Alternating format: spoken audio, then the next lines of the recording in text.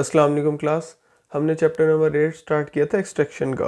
उसके अंदर हमने सबसे पहले एक्सट्रैक्शन की डेफिनेशन देखी थी, उसके बाद थ्योरी ऑफ एक्सट्रैक्शन देखी, नीड ऑफ एक्सट्रैक्शन। अब उसके बाद फिर हम चले गए थे एक्सट्रैक्शन टेक्निक्स की तरफ।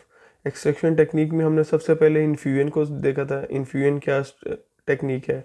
उसके बाद डिकॉक्शन थी। आज हमारे पास थर्ड नंबर पर जो टेक्निक है उसका नाम है मैसीरेशन। अब आज हम मैसीरेशन को डिस्कस करेंगे कि मैसीरेशन बेसिकली क्या चीज़ है।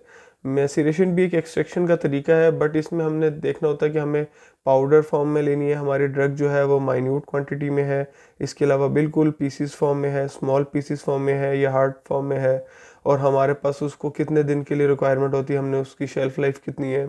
हमने इन सारी चीज़ों को देखना होता है कि हमारे पास जो ड्रग है उसको कितने टाइम तक हम स्टेबल रख सकते हैं या हमें उसको कितना टाइम लगेगा एक्सट्रैक्शन करने में। सो हम मैसीरेशन को स्टार्ट करते हैं। It is a method that require prolong time.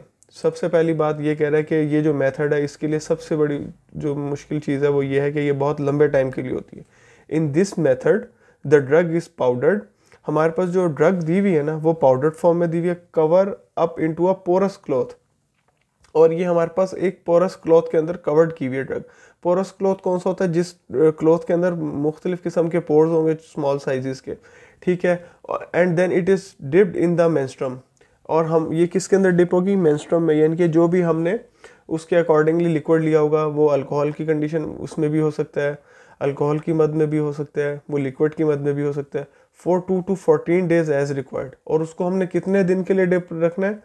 2 to 14 days के लिए, 2 से 14 दिन के लिए हमें उसको डिप रखना है। हाँ, क्योंकि हमें इसके शुरू में डेफिनेशन के स्टार्ट से ही पता चल गया है मैसीरेशन।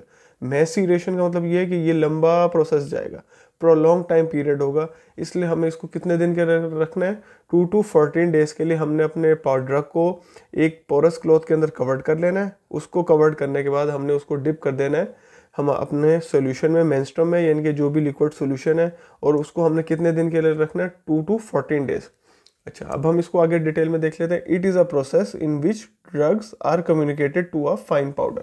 इसके अंदर सबसे पहली चीज़ क्या है? वो कह रहा है कि आपने ये जो प्रोसेस करना है इसके लिए आपके पास जो ड्रग है वो किस फॉर्म में होनी चाहिए? बहुत कम्युनिकेटेड, यानी कि फाइन पाउडर में होनी चाहिए। यानी कि जो कम्युनिकेटेड का मतलब होता है बहुत बारीक पाउडर होगा, फाइन क्वांटिटी में होगा, और वो आपस में एक दूसरे के साथ जुड़ा हुआ होगा। Now these powders will in captured in to the pouch.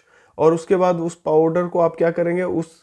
वो जो आपका पाउडर है उसको आप पोरस क्लॉथ वाला जो आपने पाउच बनाया है उसके अंदर आप उसको ऐड कर देंगे या इन कैप्चर कर देंगे, उससे उसको कवर्ड कर देंगे।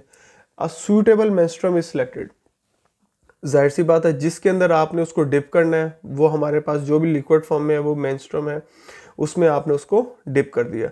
After this pouch containing drug powder is suspended into menstruum for 2 to 14 days. अच्छा, क्यों? उसके बाद क्या कह रहा है? जब आपने उसको उसके अंदर डिप कर दिया तो आपका जो पाउडर है उसको आपने 2 से 14 दिन के लिए उसके अंदर रख दिया, डिप करके छोड़ दिया। यानी कि हमने स्टार्ट में ये बात डिस्कस की है कि ये प्रोलॉन्ग पीरियड ऑफ टाइम के लिए, तो हमें इसको 2 to 14 डेज के लिए रखना है। Because it is the demand of procedure, क्योंकि ये हमारे प्रोसीजर की डिमांड है।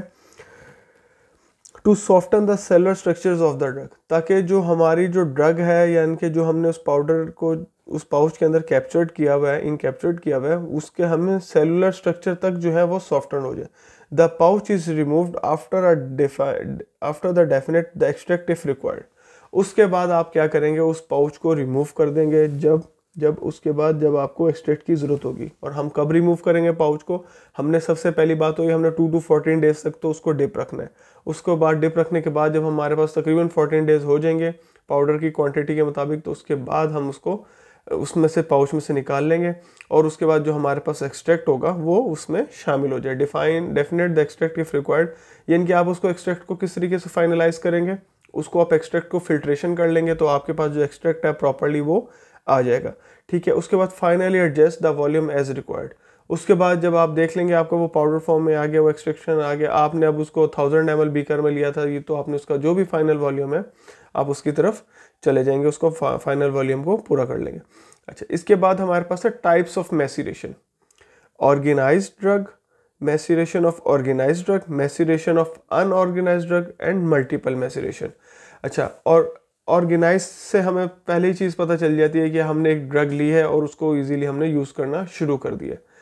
सेकंड नंबर पर है अनऑर्गेनाइज। अनऑर्गेनाइज का मतलब ये है कि आपने वो ड्रग लिया, उसको आपने कोर्स पार्टिकल्स भी हो सकते हैं, वो बड़े पार्टिकल्स भी हो सकते हैं, उनको आपने पहले स्मॉल पार्टिकल्स में लाएंगे, अनऑर्गेनाइज फॉर्म से उसको फिर ऑर्गेनाइज में लेकर जाएंगे, और देन उसके बाद आप फर्दर अपना एक्सट्रैक्शन का या मैसेरेशन का प्रोसीजर करेंगे। Multiple maceration. मल्टीपल मैसेरेशन क्या है, उसमें आपके पास मल्टीपल पर्पस होंगे। ऑर्गेनाइज ड्रग को भी यूज़ करेंगे, अनऑर्गेनाइज को भी ड्रग को भी यूज़ करेंगे, उन दोनों पाउडर्स को मिक्स कर लेंगे और उसके बाद हम अपने मैसेरेशन को परफॉर्म कर लेंगे। तो ये जो टाइप्स ऑफ मैसेरेशन है, ये हम इंशाल्लाह कल नेक्स्ट वाले लेक्चर में इसको डिटेल में डिस्कस करेंगे। Thank you.